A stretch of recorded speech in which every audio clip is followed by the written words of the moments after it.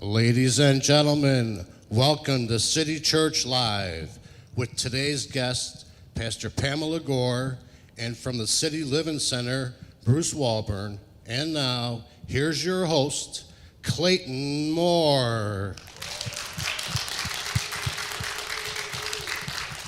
Welcome, everyone. I have a great show for you today. I'll be interviewing my two special guests on the topic on Israel and City Church Living Center. So sit back and let's just jump right into it.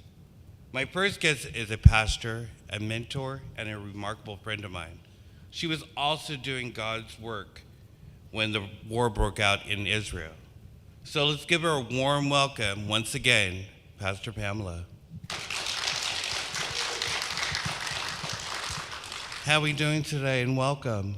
Thank you so much. I am doing really well today, and I'm very blessed to be invited to do this. Thank you. You're welcome. I want to let my audience and viewers know about your work in Israel and before the war broke out and your day-to-day, your agenda to day-to-day. Okay. This was trip number 8 to Israel for me, and each trip has been different.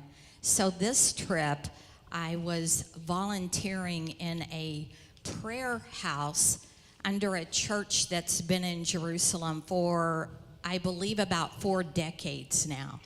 So I spent a lot of time in the prayer room, and people come from all over the world to do prayer watches, is what we call it, and they're usually about an hour long. Sometimes they're a couple of hours long. It just depends on the group. And they have regular prayer watches that they do every day. So I was a presence in the room and helped receive people. I also led some of the prayer watches during the week. And it is a serious battleground to be in a prayer room for 8 hours a day, 5 days a week. I can assure you I had no idea the real battle that comes from being in certain situations, like being in a prayer room where we are really storming the heavens and asking God to do really powerful things. You get hit pretty hard, and I found that out, but it was such a wonderful experience to be a part of other people who have a heart to pray, not just for Israel, but for the whole world. The Bible tells us that Jerusalem is the center of the world. Did you know that? Like, you'll see a nation, they'll do an atlas and put that nation at the center on the atlas.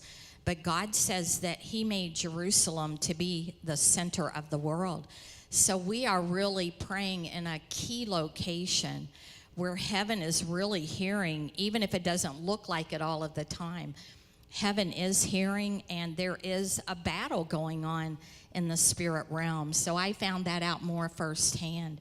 My everyday life there, I went to the prayer house, and I would be there until 8 at night, and then I would go home and get something to eat and go to sleep. I mean, I was really tired after those 8 hours of being in that kind of an environment.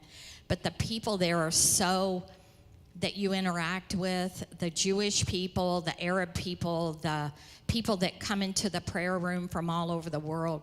It was just a wonderful experience of meeting new people and hearing what God puts on other people's hearts.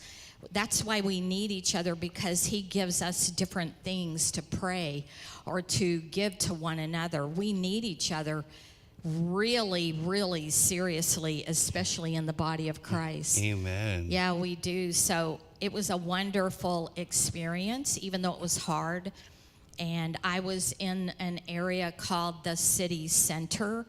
And one of the streets that I was on frequently is called Jaffa Street. I don't know if anybody has heard Jaffa from the Bible. There's also an area called Jaffa. And so it brings to life when you're there, it brings some things from the Bible to life, even though it would have looked a lot different, you know, in ancient days and even when Jesus walked the earth.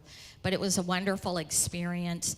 When the war broke out, I was in an area in the West Bank, actually. I was staying for part of the time this trip, and it was Saturday morning, and Shabbat, which is Sabbath, in our language it's Sabbath, but Shabbat is Hebrew for Sabbath. We were awakened, or I think I wasn't out of bed yet. We heard sirens go off, and that, I don't know if that's ever happened on any of my other trips. And the lady that rents a room to me, she said, "Come on, Pamela, we have to go to the bomb shelter." And I'm like, what? We did hear a couple of booms, I think, before that. It didn't sound real close to where I was at, the area that I was in. But so we went to the bomb shelter, and everybody in our building, they have a bomb shelter in the bottom of that residence building. It could be different bomb shelter settings depending on the building that you're in. But we stayed there for a while, and then somebody got a notification that it was okay for us to go back to our home area. And then the sirens went off a few more times that day. But I have to tell you, it was fairly quiet in the area that I was staying in, there in the West Bank. Bethlehem is very close, and it is Arab controlled, even though it is a part of Israel. It's mainly Arabs that live in Bethlehem, and it's very close to where I stay. And we never had a lot of the sirens like some of the other areas in Israel. The Lord told me at one point, he said, "I have you in the eye of the storm." And Amen. I had such peace about it. And we had very few sirens from that day on. Every once in a while, there would be a few in one day, but we didn't have to stay in the shelter. So anyway. Well, I'm glad that you're back and you're safe. You also have brought some clips also from your journey in Israel in the past. Yes. So we're going to go ahead and pull some of that slides up so our viewers and audience can see that. This and then we can talk about it. Oh, sorry. This was in 2008. It was my very first trip. I went with about 20 other people that I did not meet before meeting them in Jerusalem.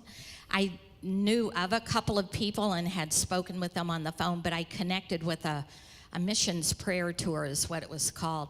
So this was my first camel ride, and it's kind of neat. I mean, because it's very different from our culture here. But the camel owners, that's obviously a business for them. So we laughed at one time because there was like a camel at every gas station in some areas. And it was kind of humorous. So the next slide. Again, we didn't get on this camel, but this was at a gas station. And we were going to the Negev. We were going down in the southern part of Israel in the desert to visit a place there. You guys can see I was born a redhead. It might look a little more brown in this photo, but I was actually born a redhead, and now I'm a legitimate gray. Well, I was just going to ask, did you color your hair back then? Not at that point. Not at that point. But anyway, so I am the one in the middle there. And I think you may have figured out the first photo which one I was. Yeah. So the next slide. This is where we were going that day, up from the previous photo, the one right before this one. This is a mountain that we would climb from the area that we stayed in. And as you can see, it's pretty high up there. And I love heights, so I like the thrill of even walking to where I'm standing. That was exciting to me.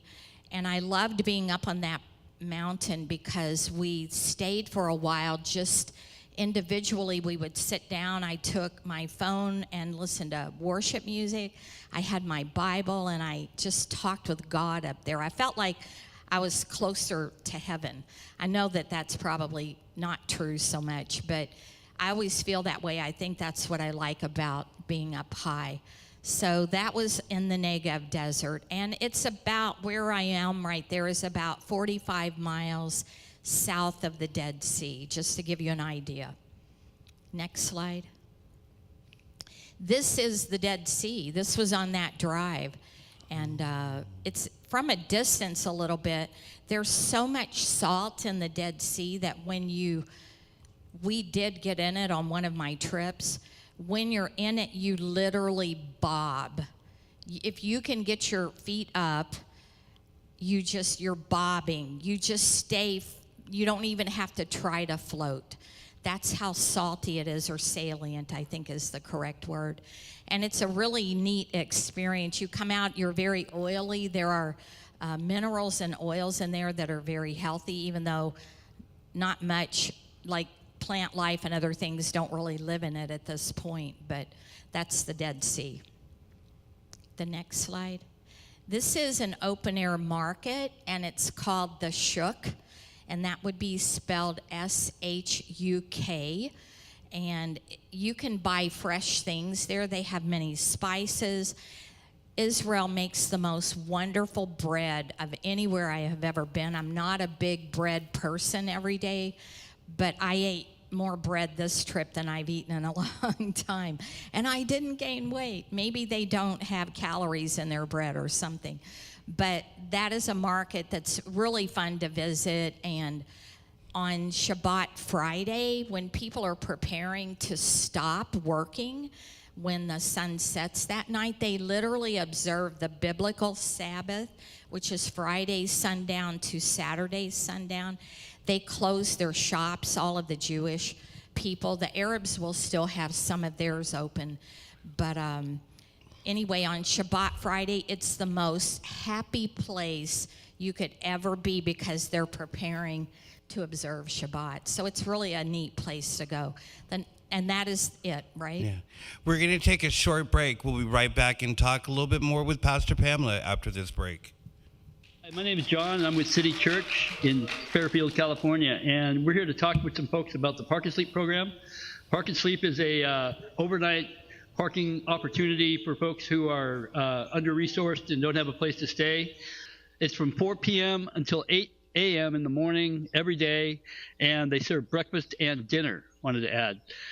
So right now, we're talking with a couple of guests here from Park and Sleep. And what we wanted to ask you guys is basically, what does Park and Sleep mean to you as far as, what you're doing here, and what do you think of the program?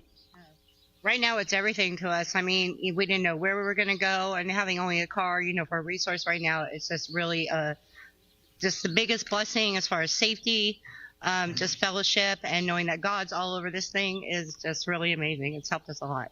Yeah. Thank you so much. So my next question for you is, how have you benefited from the program? Definitely biggest thing is safety, and that's what's consistent. Also, just it is consistent here. Out there it's pretty unpredictable. If something happens out of the usual around here, it's usually a blessing that you weren't expecting. So yeah. So my last question for you is this: what would you have to say to others who are homeless right now that are living in their vehicles? And for anybody who's living out of the car, just remember you're blessed to have a car to live out of, and you're blessed to have a place like City Church to come and have a safe place to park your car. Thank you so much for participating today, and thanks for being here. We really appreciate you being here, and God bless you. And remember, you're one day closer to being in with this. That's exactly right. All right, you guys. God bless. Take care, okay? Thank you very much.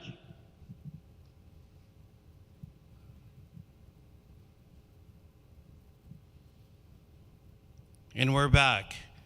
We were talking with Pastor Pamela about her trip to Israel. Not only her trip to Israel, she also brought some clips. So let's continue. Okay. This is at the Western Wall. I don't know if you've heard of the Western Wall. It's also called the Wailing Wall. This is where the Jewish people who are observant about their religion, they go there to pray. I've heard that they believe that that's the only place that the presence of God still is. It's the last temple that Solomon built, and the Romans had destroyed it in 70 AD, except for this wall, and there's also a Temple Mount that has a mosque, a Muslim mosque on the mount.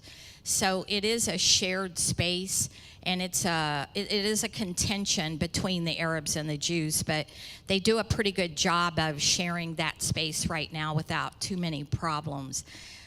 The next slide. When I arrived Israel this trip, this is in the airport, and I love cats, so this actually means something to me from God. I believe he's sending me a message when he puts a cat in front of me because he knows how much I love cats. But it's standing on the carousel of one of the luggage carousels, and it was just really calm, and they weren't running it off like they might do here. And I believe that was just a little gift from God for me. I had to take that picture. Yeah. This is the prayer room that I was in every day for 5 days a week. And the bottom picture it's of some of the people from other parts of the world. There's someone from Germany there. There's someone from Taiwan there. There are some from, I believe, Korea. And we had many people. We had like watches in French language. We had watches in Spanish language. We had watches in Hebrew. We had watches in Portuguese. We had many prayer watches that were even being prayed in other native tongues. And it was very beautiful to hear people from all over the world using their native language to pray to God. It was really powerful. So I just wanted to show you what the room looked like. This is the area where I stayed most of my time this past trip. And I don't know if you can tell real well, but the photo on the left is where a light rail is that you can travel by. It's wonderful. I travel mainly by bus if I have to go any distance when I'm there. But you can also take the light rail if it's going to the areas that you need to go to. And it's really smooth and quiet and really, really nice. So I traveled on that for short distances. The one on the right is just one of the ways they might decorate overhead in the alleyways and streets. They're very festive in Israel and how they make even the outside adorned. And I really like this particular one because it's of many colors. And that means something to me with God too, because he's very colorful in how he made all of us, how he made everything in the world. So I liked this capture. I thought maybe it was just so the rain and that is a lot of umbrellas. It doesn't rain there very much. It has a season, but it's very much like here in California. They wish they had more rain. So this is the area in the West Bank that I stayed. And sometimes a shepherd in a truck, he would be in a truck, would bring some sheep to graze down in the valley that was below the street that I lived off of. So I loved it. I always looked for the shepherd, and it always means something to me as well because Jesus is our shepherd. And I always think of him when I saw the shepherd bring the sheep here. So it's a really different look from the city center where I stayed because that was more concrete and buildings. This was more rural, and I really enjoyed staying in both places. This is from the city center area where I stayed. This is on the way to one of the old city Jerusalem gates, which is the Jaffa Gate. And you can read about these different gates in the Bible. So the old city still has gates that you can go through. And this is, like I said, on the way to the Jaffa Gate. And it's I love J-Lam, which is I love Jerusalem. And I wrote the word litraot there, which means they don't like to say goodbye. They say basically, see you again, see you soon, or something like that. So litraot means see you again. And I will see Jerusalem again, God willing. That's all. I'd like to thank our guest, Pastor Pamela, for coming in and giving us the insight. We're going to take a short break. We'll be right back with Bruce from City Church Living Center. Hey everyone, welcome to City Church. This is our food giveaway we do every day from 1 to 4 p.m. And today's Saturday, and we have a special day. We have our farmers market going on today. So what we've got is fresh produce, we've got fruit, we've got vegetables, we've got some canned goods, we've got produce of all kinds. So it's a good time to come by. We got folks coming in right now, as a matter of fact. A lot of good opportunities here at City Church. We do this every other weekend, so you can come down and participate. You can come in on Sundays after church. We have a pantry open also. We also do this inside. We've got some food inside for folks to come in. It's all donated. It's all ready here for people to come by and pick up. It's really important to have this going on right now because there's a lot of people suffering right now that need to get some food, and we're really happy to be able to provide this for people. As you can see, there's lots of families down here. We really take pride in taking care of this neighborhood down here. So this is City Church. We've got a lot of great opportunities to come by. We've got free food to come by, pick up. We do this every day from 1 to 4 o'clock. And every other Saturday, we have the farmers market out here. So come by City Church and check us out. We'd love to see you again. Come on down.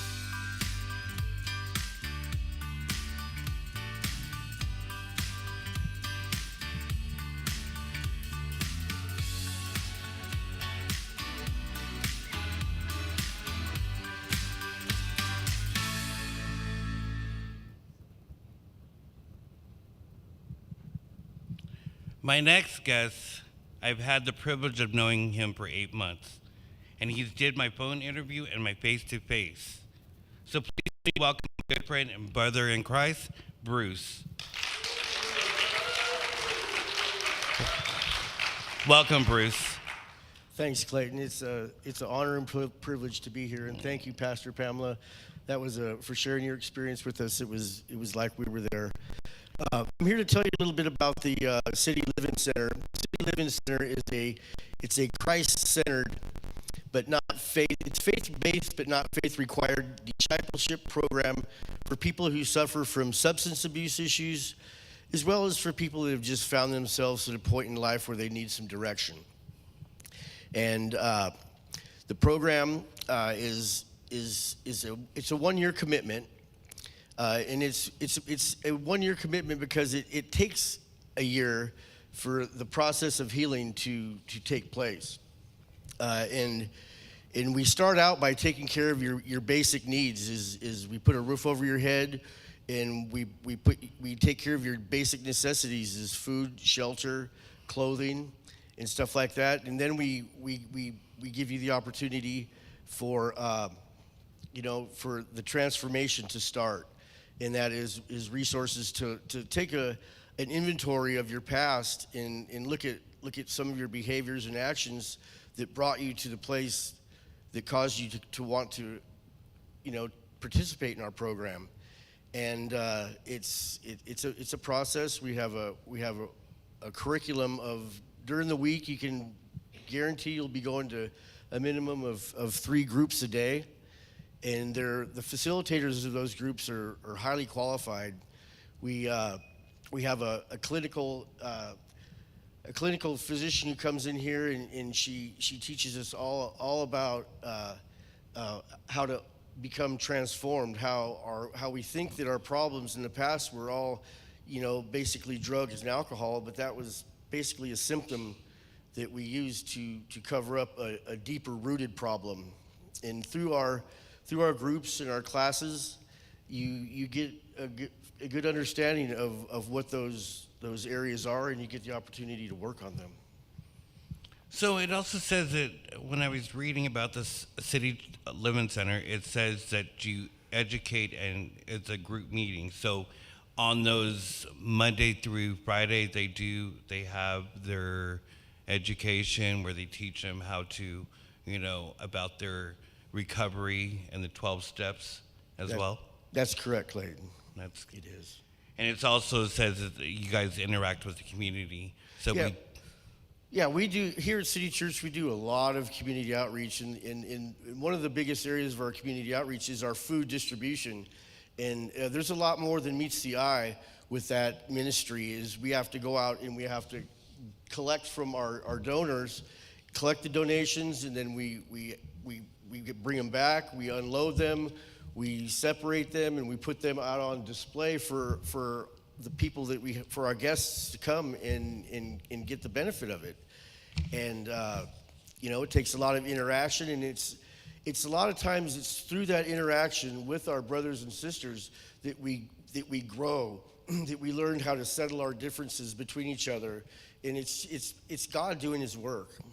There's a lot of places doing what we do, but not how we do it. So there you have it. All the info you need to know about City Church Living Center. It's up to you to make that first step to recovery. That's all the time I have for today. I'd like to thank my special guests, Pastor Pamela and Bruce. Thank you. And to you, my studio audience and viewers, join me next week as I bring you more info and insight on City Church Living.